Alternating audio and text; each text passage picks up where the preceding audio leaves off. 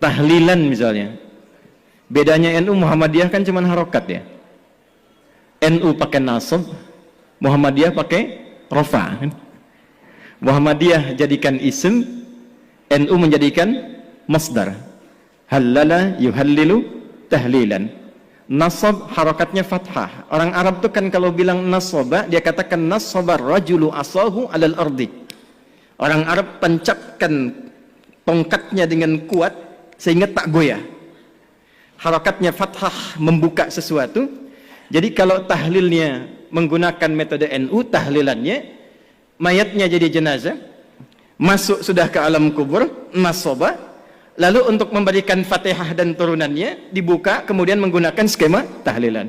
Muhammadiyah cuma pakai rofa. Rofa pas ditarik, ya ayyatuhan nafsul mutmainnah. Makanya Muhammadiyah menggunakan rofa tahlilun, NU menggunakan nasab tahlilan. Dan ternyata Kiai Haji Ahmad Dahlan tuh nggak pernah nyual itu, nggak pernah nyual. Dan saya telusuri di konfigurasi hukumnya itu, ternyata persoalannya bukan fikihnya.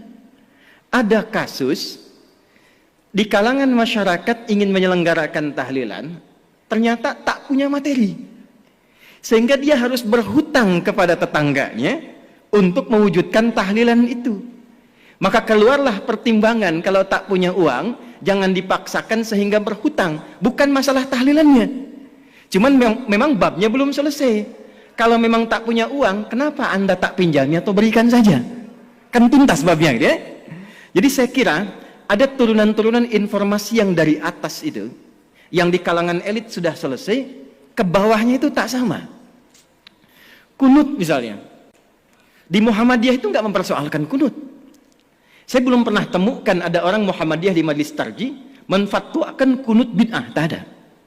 Kecuali Wahabi. Ya, kecuali Wahabi. Tak pernah saya temukan.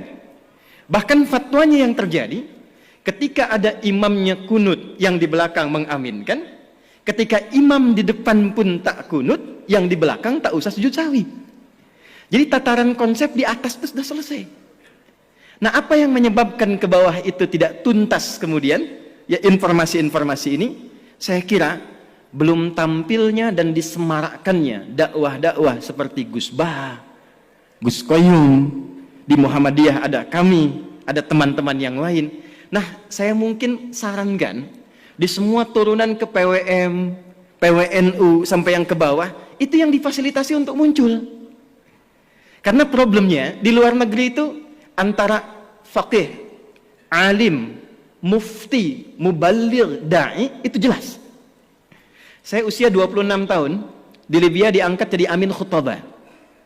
Boleh menentukan siapa yang khatib. Teman-teman saya yang ngaji sama saya sekarang jadi kiai semua tuh. Kiai Muhammad Imam Sofwan Yahya, menantunya Kiai Aqil Siraj. Itu teman seangkatan saya di Tripoli, ngaji bahasanya dengan saya. Kiai Nurul A'la, Pati. Kemudian ada lagi Kiai Anas Mas'udi, Kiai Muhammad Syamsuddin yang di Madura, yang duduknya kemarin dengan Gus Kautsar di Muktamar 1 Abad NU.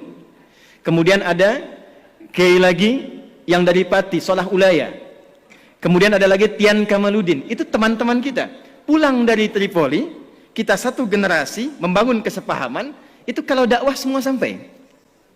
Nah, saya kira yang terakhir yang ingin saya akhiri, saya pikir sudah saatnya sekarang kita tidak berbicara lagi dalam konteks perbedaan NU Muhammadiyah dalam tatanan yang disepakati, tapi sekarang babnya adalah bagaimana membangun persaudaraan yang menyinergikan sehingga gagasan-gagasan besar yang disampaikan oleh Gus Yahya tadi di depan, membangun peradaban, membangun kemanusiaan, saya kira bisa diinisiasi di bumi pertiwi ini melalui penyatuan dan sinergitas NU dan Muhammadiyah. Ya, tentu nggak akan sama semuanya. Bab rumah sakit, Muhammadiyah. Bab kampus, Muhammadiyah. Jadi pernah ada yang tanya, berapa jumlah kampus Muhammadiyah? 157 kepada Kiai Hasyim Muzadi. Kenapa di NU nggak ada kampusnya? Kata Kiai Hasyim, santai saja. Ya, selain yang Muhammadiyah punya NU semua itu. Jadi jangan khawatir, insya Allah kalau ada yang di NU masuk Muhammadiyah nggak akan jadi Muhammadiyah.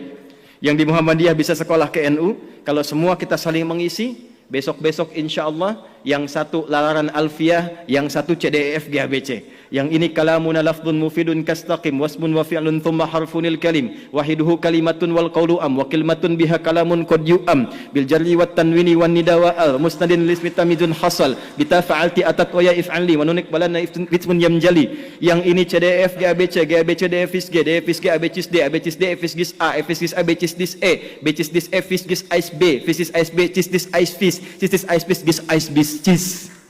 Ya lal watan, ya lal watan, ya lal watan, hubbul watan minal iman, wala takum minal hirman, inhadu ahlal watan. Itu rumusnya pakai rumus rojaz.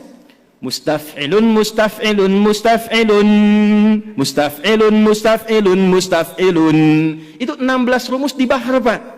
Al-Asma'i ngambil itu jadi sautus sofiril bulbuli. Hayyaja qalbi thamili al-ma'u wa zahru ma'a zahri lahdul muqali. Ditarik oleh Kiai Haji Wahab Hasbullah jadi yalawatan. Yang ingin saya katakan, betapa hebatnya orang tua kita dulu, bukan hanya pakar di bidang fikih, pakar di bidang tata negara, tapi juga pakar di bidang bahasa. Di semua aspek spektrum keilmuan bisa diterjemahkan dalam konteks aplikasi kehidupan. Saya kira itu yang bisa saya antarkan untuk meneruskan gagasan-gagasan Gus Yahya. Tapi di forum ini terakhir saya berkenan untuk menegaskan bahwa dengan adanya NU memasuki abad kedua saat ini di Surabaya ini, di kota pahlawan ini, saya kira ada narasi hebat yang penting kita sampaikan secara nasional dan internasional. Di tempat ini akan terdapat persatuan antara NU dan Muhammadiyah menuju gagasan ke depan.